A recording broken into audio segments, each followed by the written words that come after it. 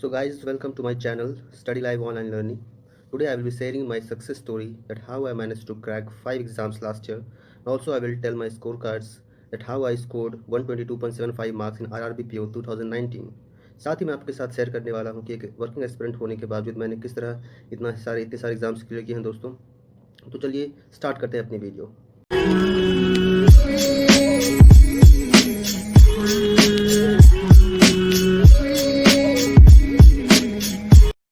Hi friends, this is going to be my first voice over video. इसके पहले मैंने जो भी वीडियोस अपलोड की हैं वो वॉइस ओवर वीडियोस थी। मेरी फेस विजिबल नहीं थी, बट इस बार मैंने सोचा है कि अपनी सक्सेस स्टोरी के साथ अपनी फेस भी रिवील करूं आप सबके साथ, ताकि आप सबको पूरा भरोसा हो सके मुझ पर। तो चलिए मैं स्टार्ट करता हूं अपनी वीडियो।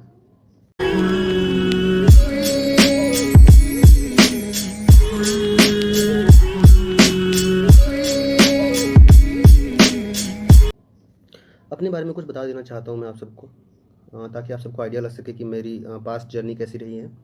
मैंने इलेक्ट्रिकल इंजीनियरिंग में बीटेक किया दोस्तों। उसके बाद मेरे प्लेसमेंट हो गया था टीसीएस में, तो वहाँ पे मैंने 2 साल से ज़्यादा काम किया है। और लास्ट ईयर मैंने IDBI assistant manager exam clear किया। उसके बाद एसबीआई क्लर्क एग्ज़ाम क्लियर किया, जो मैंने झारखंड से अप्लाई किया था। Also I cracked RRB PO that I applied from Bihar. Also I cracked EPFO ASO and IPS PO. तो दोस्तों मैं अपनी फेलियर जर्नी शेयर करना चाहता हूँ आपके साथ, because no success is completed without failure. So मैं आपके साथ शेयर करना चाहता हूँ कि कौन कौन से मैंने एग्ज़ाम्स दिए थे और किस में मैं फ़ेल हुआ हूँ। तो ये जर्नी स्टार्ट होती है दोस्तों 2016 से, when I was in college. I was in final year. उस वक्त मैंने एसबीआई पीओ का प्रीलिम दिया था, because I always used to think कि मेरी एप्टीट्यूड स्किल्स थोड़ी बेटर हैं। तो इसके लिए मैंने टेक्निकल फील्ड से हट के मैंने नॉन टेक्निकल फील्ड में आने का फैसला लिया, and I applied for SBI PO, but I failed. मुझे याद है I scored around 31 marks one cut off was around 37 marks, and I failed disastrously. So उस वक्त मेरा प्लेसमेंट हो गया था और मैंने टीसीएस ज्वाइन कर लिया। जैसे ही मैंने टीसीएस ज्वाइन किया, मेरा फोकस कम्प्लीटली हट चुका था। आप सबको पता है कि जॉब में आने के बाद फोकस डिस्ट्रैक्ट हो जाता है। मैं भी हो गया दोस्तों। और वहाँ पे जो मुझे सैलरी मिल रही थी वो सबके साथ मेरे कलीग्स बन गए, मेरे न्यू फ्रेंड्स बन गए। और एक जो लाइफ थी, वहाँ से मैं गुड़गांव में शिफ्ट हो गया, तो वहाँ की एक अलग लाइफ थी और मेरा ध्यान हट चुका था और मेरी तैयारी भी काफ़ी हैम्पर हुई थी। 2017 में जब मैंने ज्वाइन किया टीसीएस, तो उसके बाद एसबीआई पीओ मैं दे नहीं पाया, बिकॉज मुझे कोई आइडिया नहीं था उस वक्त एसबीआई पीओ का। कम्प्लीटली वॉश आउट हो चुका था मेरे दिमाग से। फिर जो आईपीएस पीओ का फॉर्म आया, तो मैंने आईपीएस पीओ का फॉर्म फिलअप किया। और मुझे याद है कि मैं प्रीलिम्स में बहुत बुरी तरह से फेल हुआ था। मेरे मार्क्स भी काफ़ी कम थे दोस्तों। फिर मैं थोड़ा सीरियस हुआ कि यार ऐसे तो नहीं चलने वाला, बिकॉज हमेशा से मेरा सपना था कि मैं गवर्नमेंट जॉब में जाऊं और गवर्नमेंट ऑर्गेनाइजेशन के लिए काम करूं। सो 2018 से मैंने फिर अपनी थोड़ी बहुत तैयारी स्टार्ट की। जॉब के साथ साथ मैंने पढ़ाई करनी स्टार्ट की। मेरी जो जॉब लाइफ थी थोड़ी हेक्टिक थी, और इसीलिए मैंने कोशिश किया कि अपने बिजी शेड्यूल से थोड़ा वक्त निकाल सकूं और एग्ज़ाम्स की तैयारी कर सकूं। क्योंकि मेरा जो प्रोजेक्ट था उसमें मेरी मॉर्निंग शिफ्ट या जनरल शिफ्ट या नाइट शिफ्ट कभी भी चेंज होती थी, तो मेरे लिए काफ़ी प्रॉब्लम हुआ था मैनेज करना। बट स्टिल मैं हमेशा ट्राई करता था कि हर दिन 3 से 4 घंटे मैं निकाल के पढ़ाई कर सकूं। और मैंने किया दोस्तों। और फिर पहला एग्ज़ाम मैंने दिया था बैंक ऑफ बड़ौदा का, पीजीडीएफ प्रीलिम्स का एग्ज़ाम हुआ था और मैं उसमें फ़ेल हो गया। मेरे मार्क्स कट ऑफ से 2-3 मार्क्स ही कम थे। तो मुझे काफ़ी बुरा लगा इस चीज़ का। उसके बाद मैंने एसबीआई पीओ के लिए तैयारी स्टार्ट की। प्री मैंने क्वालिफाई किया, और बट मैं मेंस में आउट हो गया। मेंस में मेरे कट ऑफ से मेरे मार्क्स 2-3 मार्क्स कम रह गए थे और मैं फ़ेल हो गया था। उसके बाद फिर मैंने आरआरबी पीओ का फॉर्म भरा। आरआरबी पीओ में प्रीलिम्स में ही आउट हो गया दोस्तों, क्योंकि उसमें 2 सेक्शंस थे बस, रीजनिंग और मैथ्स के, और टाइम बहुत कम था। और उस वक्त मेरी स्पीड काफ़ी कम हुआ करती थी, मेरी प्रैक्टिस इतनी ज़्यादा नहीं थी, क्योंकि टाइम नहीं मिल पाता था मुझे स्टडी करने का। तो मैं फ़ेल हो गया। उसके बाद मैंने इंडियन बैंक का फॉर्म अप्लाई किया। उसमें भी मैं प्रीलिम्स में फ़ेल हो गया। कट ऑफ बहुत हाई गई थी। मुझे याद है कि cut off was around 80, it crossed 80 out of 100 and I scored very less around 61, so I failed. उसके बाद मैंने आईपीएस पीओ के लिए तैयारी की स्टार्ट। आईपीएस पीओ में भी मैं प्री तो मैंने बहुत अच्छे से पास कर लिया, बट मेंस में मैं फिर आउट हो गया। पेपर बहुत टफ था 2018 का। आप सबको याद होगा, जिन्होंने एग्ज़ाम दिए उन्हें अच्छे से याद होगा कि पेपर काफ़ी टफ था। मैथ्स का पेपर बहुत ज़्यादा टफ था।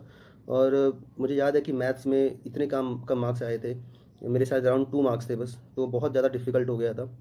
उसके बाद मैंने कैनरा बैंक का फॉर्म भरा था। कैनरा बैंक में मैं मेंस तो मैंने क्लियर कर लिया, बट इंटरव्यू में जाने के बाद इंटरव्यू से मैं आउट हो गया, क्योंकि मेरे मेंस में मार्क्स काफ़ी कम थे कट ऑफ से। तो कहीं ना कहीं दोस्तों इस बात का भी आपको ध्यान रखना चाहिए कि मेंस में जो मार्क्स आपके होते हैं वो बहुत इंपॉर्टेंट होते हैं। इंटरव्यू में शायद आप फेल कर सकते हो थोड़ा बहुत, अगर आपका इंटरव्यू थोड़ा एवरेज भी जाता है तो आपके मेंस में मार्क्स बहुत मैटर करते हैं। लेकिन कैनरा बैंक के एग्जाम में मेरे मेंस के मार्क्स काफ़ी कम थे, इसकी वजह से आई फेल्ड। सो दोस्तों यहाँ पे मैंने कोट शेयर किया है, ever failed no matter, try again, fail again, fail better. अगर आपको ट्राई करते रहना दोस्तों, भले आप फेल होते जाएं, कोई फ़र्क नहीं पड़ता इस बात से। आपको हर दिन इंप्रूव करना is important. With every day if you are not improving then you are failing. So आपको इस बात का हमेशा ध्यान रखना है कि फेलियर ही एक आपका सक्सेस लैडर बनता है सक्सेस के लिए। तो मैं आपसे सब शेयर करना चाहता हूँ अपनी अब सक्सेस स्टोरी को।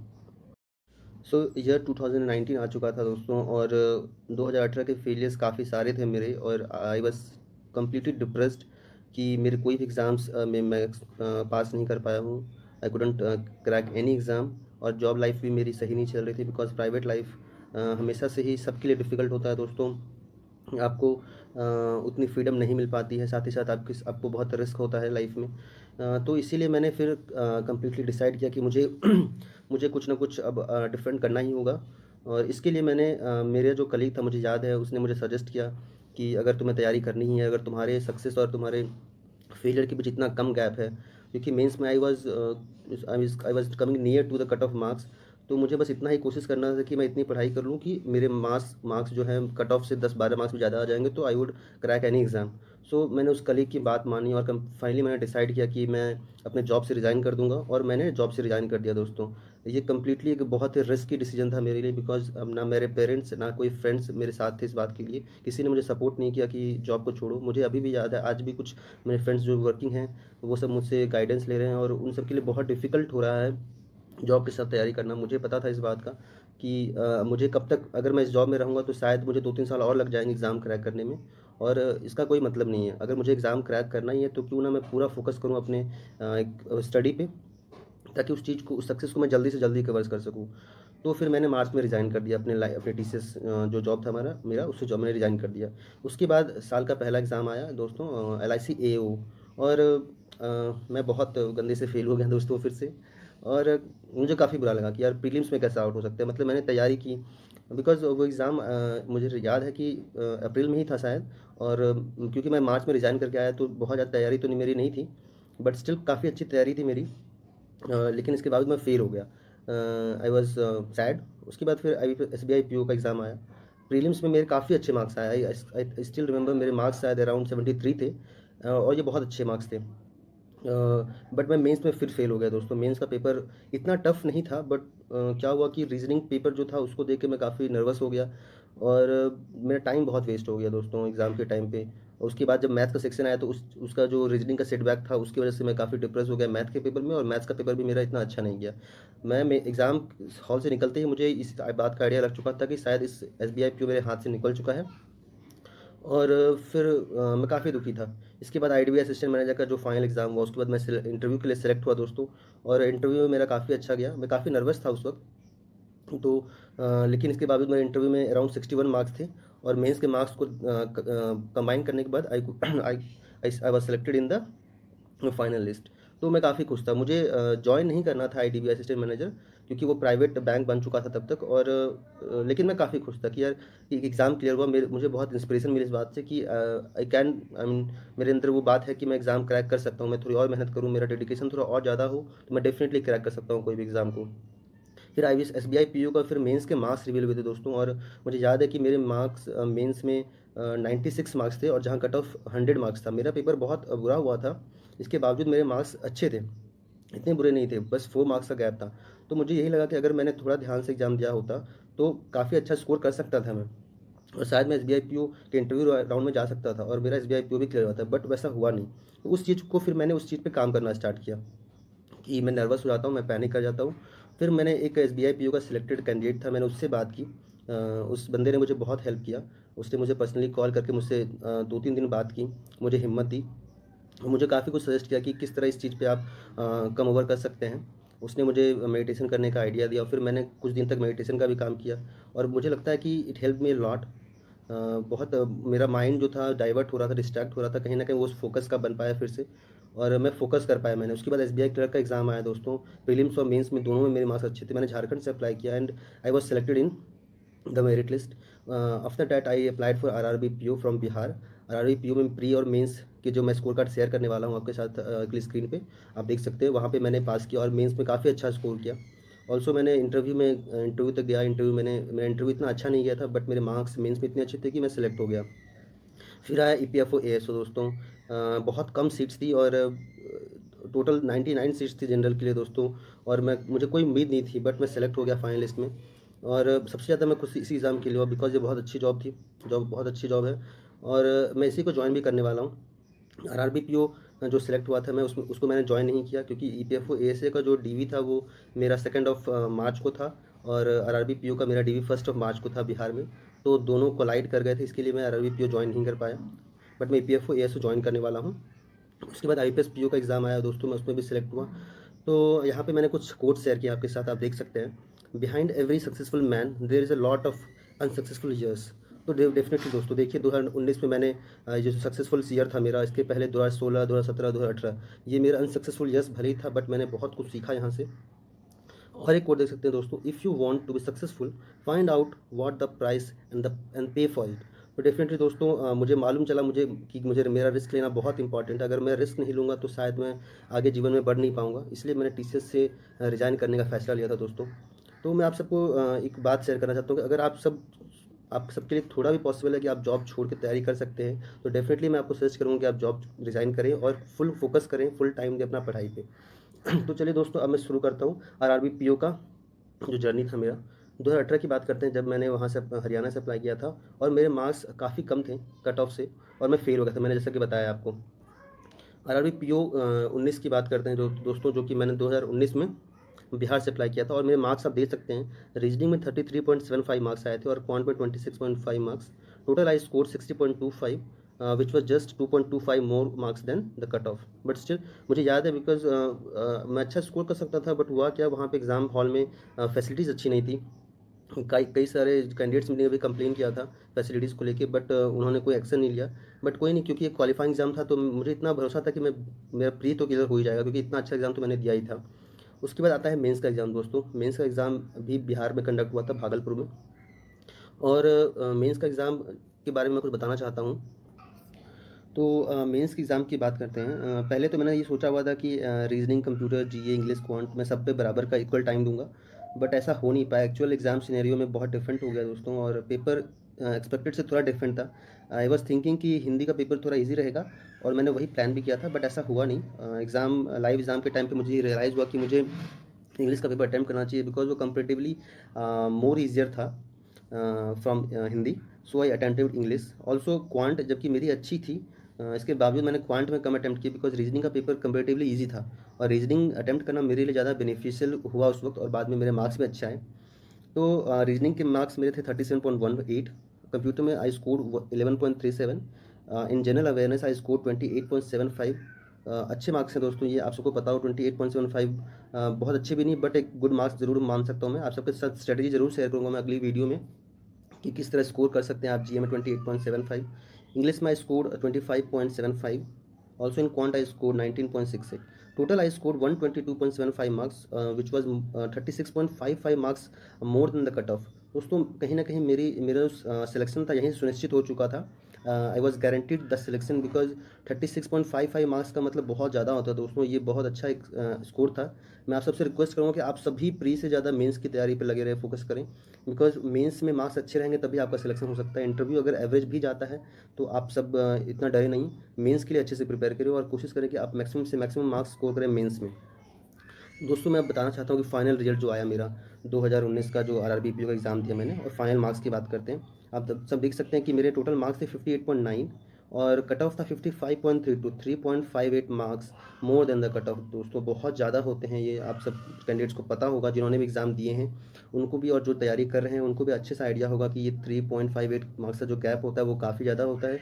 मैं ऐसा इसलिए बोल रहा हूँ क्योंकि इसमें मेंस का जो वेटेज होता है वो 80% होता है, और आपके इंटरव्यू का वेटेज 20% होता है दोस्तों। तो इसके बाद जब मेरे रिजल्ट आया, मैं आई वॉज सेलेक्टेड उत्तर बिहार ग्रामीण bank, because that was my first priority. I have applied, I have given Uttar Bihar Government Bank in the first practice, उसके बाद मैंने दक्षिण बिहार ग्रामीण बैंक दिया था। तो फाइनली आई वाज सिलेक्टेड दोस्तों, और काफ़ी खुश था मैं, बिकॉज़ ये पहला एग्ज़ाम था गवर्नमेंट का जो मुझे इंटरव्यू देने के बाद मैंने क्लियर किया था। और इंटरव्यू देने के बाद आपको एक अलग तरह की खुशी होती है, बिकॉज़ ये ऑफिसर लेवल की पोस्ट थी, स्केल 1 ऑफिसर का एक जॉब था। I was very happy. तो मेरी वीडियो यहीं पे ख़त्म होती है। उसके बाद कुछ आपके साथ एक कोट शेयर करना चाहता हूँ, आप देख सकते हैं स्क्रीन पे। The harder you work for something the greater you will feel when you achieve it. Definitely दोस्तों, ये मेरे साथ ये कम्प्लीटली अप्लीकेबल है।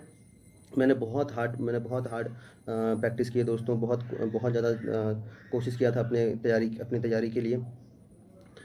तो इसीलिए जब मुझे सक्सेस मिला तो मैं काफ़ी खुश था दोस्तों। ये सक्सेस बहुत बड़ी तो नहीं थी, नहीं है, बट मेरे लिए काफ़ी मायने रखता है ये सक्सेस, बिकॉज मैं जॉब छोड़ के आया था। तो मुझे इस चीज़ की बहुत खुशी है।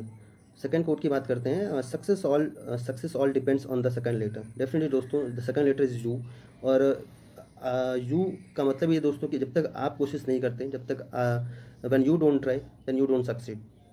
कभी भी आपके अंदर वो गिव अप एटीट्यूड नहीं होना चाहिए।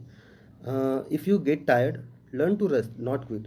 दोस्तों, हम सब तैयारी करते करते काफ़ी टाइम फ्रस्ट्रेट हो जाते हैं, थक जाते हैं, बट हमें कभी क्विट नहीं करना चाहिए। मेरे अंदर ये एक अच्छी बात है कि मैंने कभी क्विट नहीं किया, कभी मैंने गिव अप नहीं किया दोस्तों।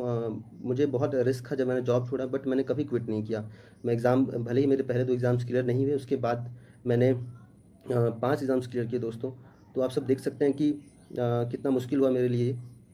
आपको मैं शायद बताना भूल गया, आप ये देख सकते हैं कि आप देखिए दोस्तों कि 2019 में मैंने 2 एग्ज़ाम ज़रूर फेल हुआ, उसके बाद मैंने 5 एग्ज़ाम मैंने क्लियर किए। क्यों? क्योंकि मुझे वो फेलियर का दुःख हुआ और मैंने अपने स्ट्रैटेजीज़ पे वर्क किया कि मुझे मेरे अंदर क्या कमियाँ हैं। जी, जब तक ये कमियाँ दोस्तों मैं दूर नहीं करूँगा, तब तक मैं सक्सीड नहीं हो पाऊँगा, और मैंने वही किया।